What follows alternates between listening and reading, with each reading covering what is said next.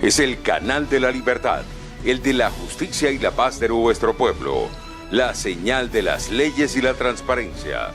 Ventana de la Verdad, por la Venezuela que todos queremos, Capitolio TV. Fíjense, voy a referirme concretamente a algunas cifras que son exageradas en la historia de Venezuela. Estamos hablando de, en 2 meses, hasta el día de hoy, han ocurrido 3.106 arrestos de manifestantes, donde se incluyen ancianos, se incluyen estudiantes en un 80%. Hoy, por ejemplo, están siendo presentadas en tribunales una muchacha de 18 años con su novio, también de 18 años, detenidos el lunes. Y así ocurren diversos casos diariamente. Hoy durmieron en las cárceles venezolanas 1.351 personas tras las rejas, pues encarceladas, y eso se acompaña, por cierto, y por eso voy a dejarles este informe, porque hay muchísimos casos. El Foro Penal ha representado el 80% básicamente de estos casos. Estamos hablando de casos de torturas, tratos crueles y inhumanos. Aquí está un caso, por cierto, de una señora que denunció, particularmente antes de ayer con nosotros, abuso sexual de 15 guardias nacionales. Estamos hablando de un niño guayú en Maracaibo que fue atado por las manos supuestamente por la Guardia Nacional y quemado en la espalda. Estamos hablando de la señora Ana Rosa Cisneros, amarrada por 12 horas en La Boyera, detenido por la Guardia Nacional. Y estamos hablando, con esto quiero concluir, porque le digo que hay muchos detalles, que además se está cambiando el esquema o el protocolo, por decirlo, de agresiones, y lo observamos que se ha reducido el número de arrestos en el mes de mayo y se ha incrementado el número de asesinatos. Y precisamente de los 49 asesinatos directamente por protesta, porque hay 69 por otras circunstancias en el contexto de las protestas, observamos claramente que en el mes de mayo se produjeron 30 y en los últimos 2 semanas del mes de mayo fueron 24.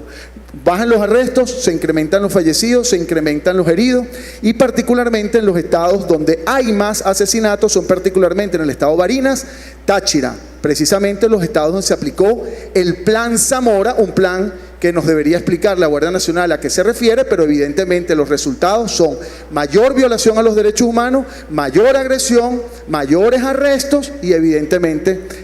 una agresión absoluta al pueblo venezolano. En Venezuela, particularmente desde hace 2 meses hacia acá, se está utilizando a la justicia militar para llevar a juicio y para privar de su libertad a civiles. Hasta este momento, y solamente en 2 meses, poco más de 2 meses, desde el 1 de abril de 2017 hasta el día de hoy, 370 civiles han sido llevados a la justicia militar, y de este grupo 204 ha sido privado formalmente de su libertad. Está esperando juicio en tribunales militares por delitos que se les atribuyen, que son gravísimos, delitos que van desde la supuesta ofensa al centinela o el ataque al centinela hasta delitos tan graves como la traición a la patria y la rebelión militar, todos estos previstos en el Código Orgánico de Justicia Militar. Al hacer esto, lamentablemente, el gobierno de Venezuela, y hay que decirlo con mucha tristeza, no con rabia, no con ira, sino con tristeza, el gobierno se ha puesto al lado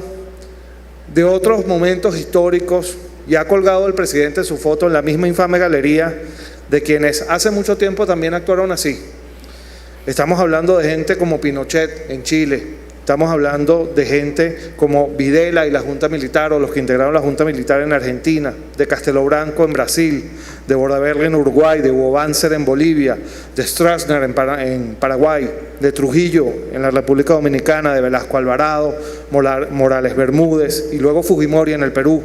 Estamos hablando de Rodríguez Lara en Ecuador, de Rojas Pinilla en Colombia, de Tacho Somoza en Nicaragua, de Desi Buters en Surinam, de Torrijos y Noriega en Panamá, y pare usted de contar. Es absolutamente inadecuado, inaceptable desde el punto de vista del respeto a los derechos humanos, que a los civiles se los lleve a la justicia militar. Y en esto no importa si eres de izquierda o de derecha, porque particularmente quienes son de izquierda tienen que saber, porque lo han sentido en carne propia, lo que significa